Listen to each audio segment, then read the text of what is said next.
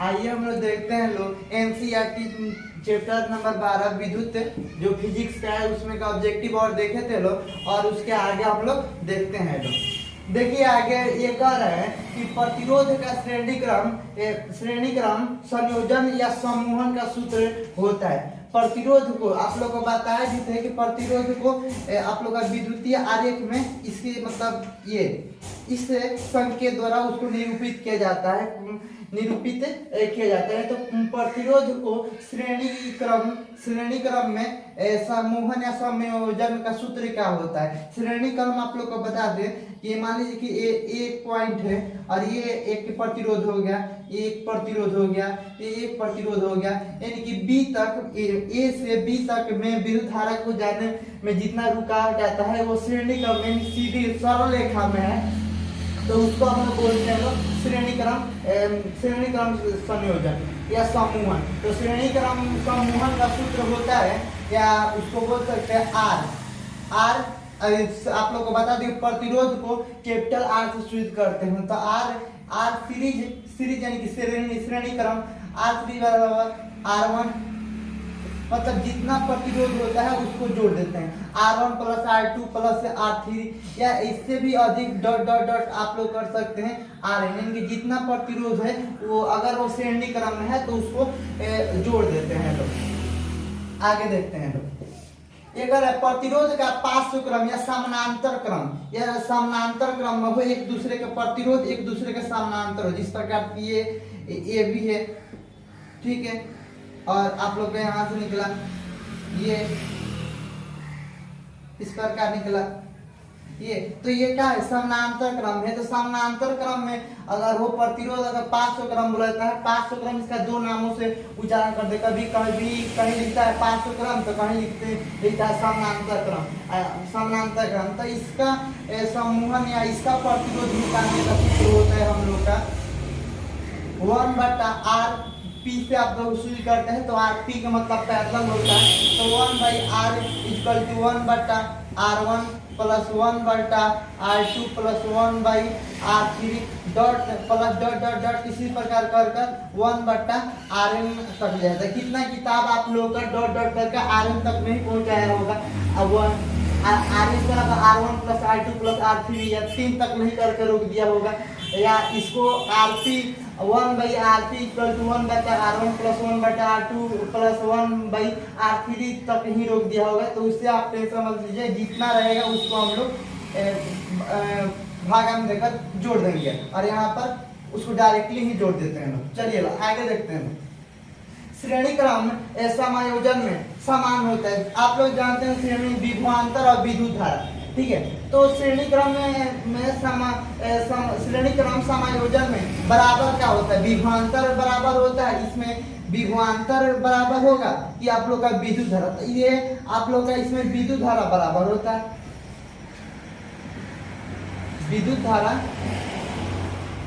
धारा यानी कि I का मान क्या होता है, बराबर होता है। किसमें श्रेणी क्रम समायोजन में विद्युत धारा I का मान क्या होता है, बराबर होता है। आगे चलते हैं। पार्श्व क्रम या समानांतर क्रम पैरेलल सीरीज या पैरेलल ग्रुप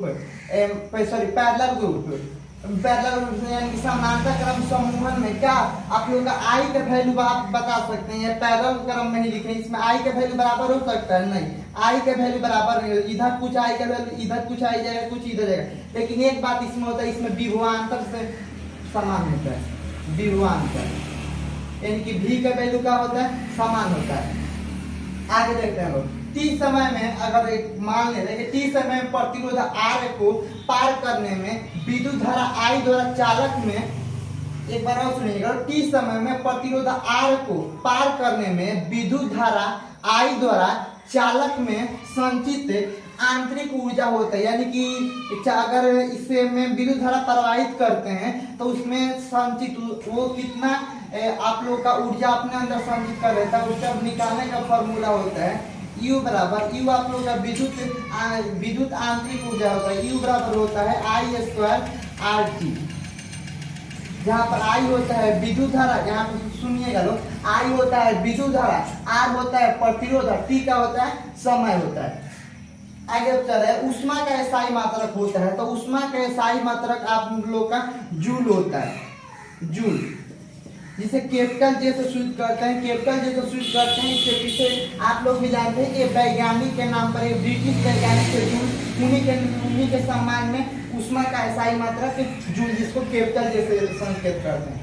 अगला कर है उष्मा का सीजीएस मात्रक क्या होता है, सीजीएस मात्रक पे कितना बार, सीजीएस मात्रक इसका होता है कैलोरी, कैलोरी, इसको शॉर्टकट में मतलब small C A L calorie से सूचित करते हैं। अब यहाँ पूछ रहे हैं एक कैलोरी में कितना जूल होता है या कितना उष्मा।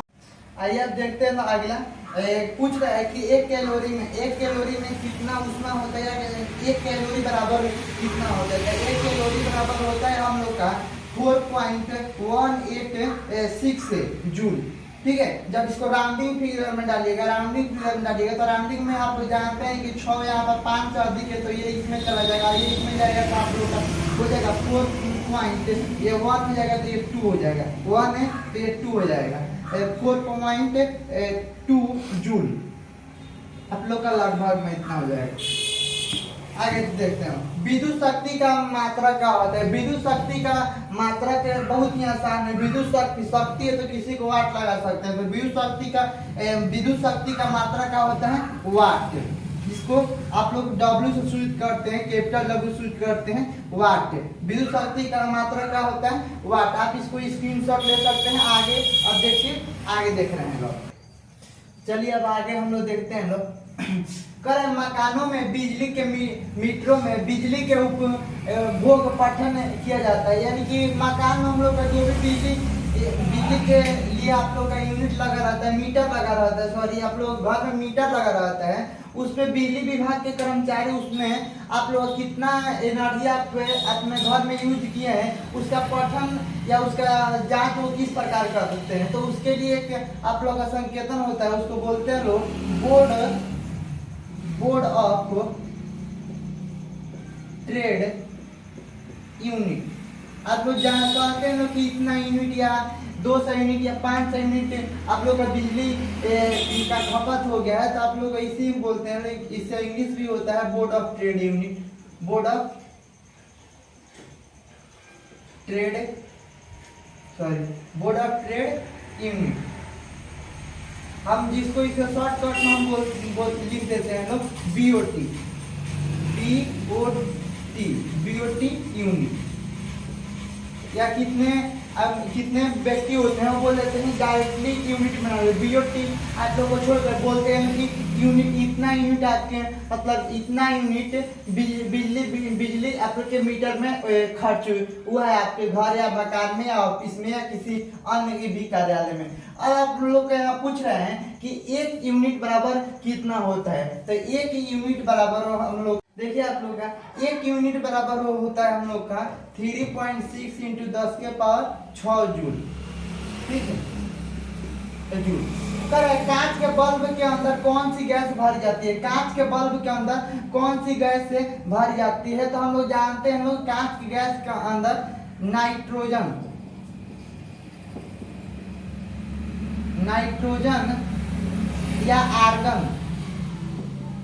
नाइट्रोजन या आर्गन जैसी अक्रिय गैस भरी जाती है। अक्रिय गैस भरी जाती है कि जिससे ये किसी से अभिक्रिया नहीं करता, अक्रिय गैस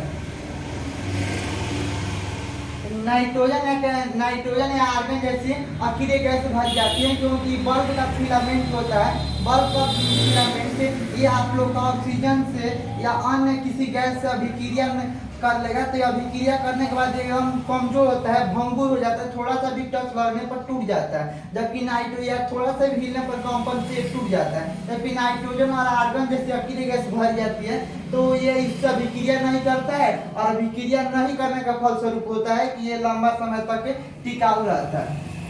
चलिए हम लोग पैरेलल और आप लोग का मतलब सीरीज ग्रुपिंग प्रतिरोध का सीरीज ग्रुपिंग और पैरेलल ग्रुपिंग यानी कि श्रेणी क्रम और समानांतर क्रम का फॉर्मूला आगे देख चुके हैं, और उस पर थोड़ा सवाल है देख लेते हैं, फॉर्मूला और आप लोगों को क्लियर हो जाएगा। देखिए यहाँ पर जो प्रतिरोध दर्शाया है, ये मान लीजिए एक वायर है, तार है, इसमें ये प्रतिरोध को R से दर्शाया गया है, तो प्रतिरोध दर्शाया है, तो इसमें ये सीरीज में यानी कि श्रेणी क्रम में, श्रेणी क्रम में ये है तो श्रेणी क्रम में हम लोग आसान आप लोग को बताए थे कि RS यानी कि सीरीज में आप लोग का प्रतिरोध जब सीरीज में हो श्रेणी क्रम में हो तो उसको हम लोग क्या करते हैं, उसका प्रतिरोध का जो वैल्यू होता है उसको ऐड कर देते हैं। तो यहाँ पर क्या प्रतिरोध को हम जानते हैं कि प्रतिरोध को मापते हैं हम लोग ओम में, यानी कि 6 ओम प्लस 6 ओम प्लस 6 ओम। देखिए तो ये हो जाएगा 6 6 12 36 18 ओम हो जाएगा, यानी कि इसका ये पूरे टोटल प्रतिरोध का वैल्यू हो जाएगा 18 ओम। देखिए ये सेम वैल्यूज का हम लेकर दिखा रहे हैं कि आप लोग का पैरेलल क्रम मतलब जब इस आप लोग का सीरीज में आप लोग का श्रेणी क्रम में हो तब उसका प्रतिरोध का क्या वैल्यू हो जाता है। यहाँ पर वही यूनिट है, यहाँ पर देखते हैं लोग तो ये हम लोग का समानांतर क्रम में, ये आप लोग का श्रेणी क्रम में था, यहाँ पर हम लोग का समानांतर क्रम में। तो समानांतर क्रम में आर का भी यहाँ पर भी आर ओम मतलब प्रतिरोध का वैल्यू सभी जगह समान दिया है। ये आप लोग का प्रतिरोध का वैल्यू सभी जगह समान ना होगा, आप लोग का असमान भी हो सकता है, प्रतिरोध का वैल्यू अलग अलग भी आप लोग का हो सकता है। तो हम लोग देखते क्वेश्चन आप लोग का देखे हम लोग इसका फॉर्मूला देखे थे कि अगर कोई प्रतिरोध समानांतर क्रम में हो तो उसको उसे निकालने का फॉर्मूला होता है आप लोग का R पैरेलल बटा 1/R R1 प्लस यहाँ पर R3 आप लोग का प्रतिरोध 3 है तो 1/R1 plus 1/R2 plus 1/R2 plus 1/R3 आराम से कर सकते हैं। यहाँ पर R पैरेलल निकालना है हम लोग का 1 और यहाँ पर देखिए 6 अब प्लस यहाँ पर 1/6 प्लस 1/6 इसका जो डाटा है तो दर्शाते हैं ओम से, लास्ट में उसको दर्शा के यहीं पर नीचे लिख सकते हैं या लास्ट में उसको लिख सकते हैं, इसका प्रतिरोध कहीं ओम होता है। इसका जब एलसीएम लीजिएगा तो एलसीएम डायरेक्ट इसका 6 है तो आप लोग एलसीएम निकालते होंगे, जानते होंगे कि डिजिट अगर नीचे सेम हो तो एलसीएम क्या होता है, एक ही होता है। तो 6 तो यहाँ से लीजिए तो यहाँ पर 1 प्लस 1 ओम हो जाएगा। तो वहाँ पर तो R पैरेलल इक्वल टू हो जाएगा 1/1 2 3 यानी कि 3/6 ओम हो जाएगा। इसको क्या कीजिएगा R पैरेलल यानी कि इसको हम लोग अगर क्या करें कि इसको पलट देते हैं तो पलटेंगे तो R पैरेलल बराबर हम लोग का हो जाएगा 6/3 ओम, यानी कि 3 एकम 3 और 3 दूना का 6, यानी कि R पैरेलल का वैल्यू हो जाएगा 2। आप लोग यहाँ पर जस्ट दे सकते हैं कि R सीरीज का अगर ये श्रेणी क्रम है तो श्रेणी क्रम में डाटा वही है, अगर श्रेणी क्रम है तो 18 ओम का प्रतिरोध उत्पन्न कर रहा है, विद्युत धारा प्रवाहित होता है 18 ओम का प्रतिरोध कर रहा है। यहाँ पर प्रतिरोध का वैल्यू हो जा रहा है आप लोग का 2 ओम। तो इस प्रकार से भी और भी आप लोग का न्यूमेरिकल है तो उसको भी हम लोग हल करेंगे। तब तक के लिए आप लोग को बहुत बहुत थैंक्स।